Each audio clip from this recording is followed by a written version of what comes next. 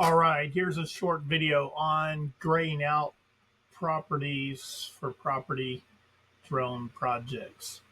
So this is that one we shot the other day with Marsha.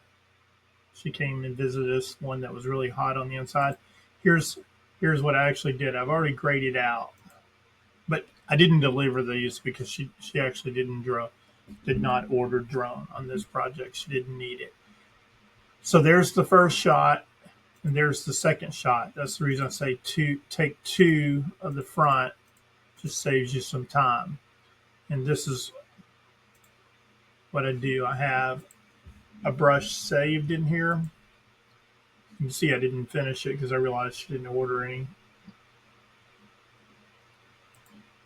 And it's just really just taking a brush and taking out all of the color.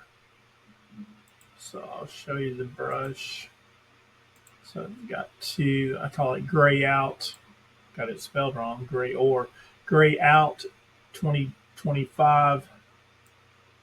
And it is just all of the saturation turned down. That is all it is. Just saturation all the way off. Then I can go in here and gray out. So the first shot in a perfect world would be just a down shot. You'll get at the property, kind of tilted, front to back. Second shot, grayed out. And then I usually go down here before I deliver it and just increase the saturation. Oops, let me go back to the photo here. So that it really shows up. You can see it's kind of like, that's normal. That's it. Then on all of my photos, I have a setting where highlights are down, shadows are about 96, and I do the blacks up about 50%. And then everything else I leave. As far as color, I do texture at 10%, plus 10, clarity plus 10. Texture gives a little bit of sharpening.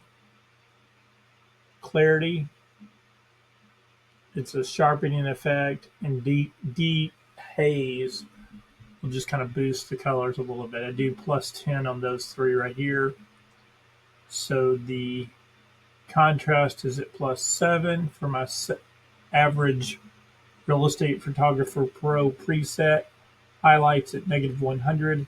Shadows at plus 96. Whites at plus 8. Blacks at plus 49. Texture, clarity, and dehaze is at 10 plus 10. And then this example, I just increased it was here. And then I took it up just to boost up the colors and bring down the dark. So here's what it can look like if I was doing one. I would highlight it. I know this is the property lines because it's a neighborhood house. Go to my brush. If I didn't have a brush setting, I would just go to my brushes. This one's not set because I changed the settings on it the other day, so it doesn't really do anything. Go to saturation, turn it all the way down. You can see, okay, I'm getting what I want. And then I just go in here and color this in like that.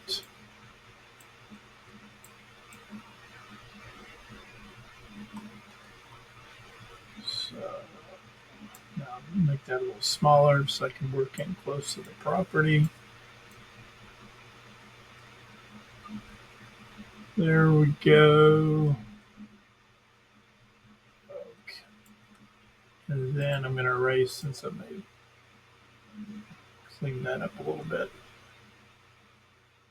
That's just so when they're online, somebody's paging through, they get a quick preview of what comes with the property. And then when they page through the rest of the photos, that it can associate this is the property, and they're not getting confused. All right, I'll show you another one I did on a larger property if you got just a second. This is probably more than you wanted to know. Go to the library real quick.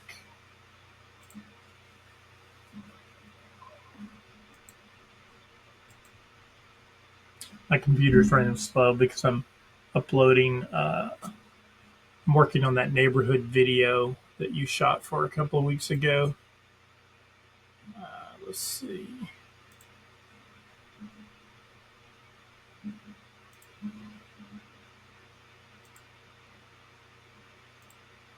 I was trying to find a large drone project that I did the other day. I did it Friday. Here we go. Actually, it was scheduled for Friday. I did it Thursday, and you can see the effect here. So, so there's the land. There it is. Now this is like 70 acres, I think. This large field, and there were some barns down here in a cabin. So she gave me the property lines, and I just colored it in. And then on these, I leave the skies natural. You know, that blue. This one could do a little bit more work. I've got a mistake right there. But you can kind of see how it just draws your eye. All right, thank you.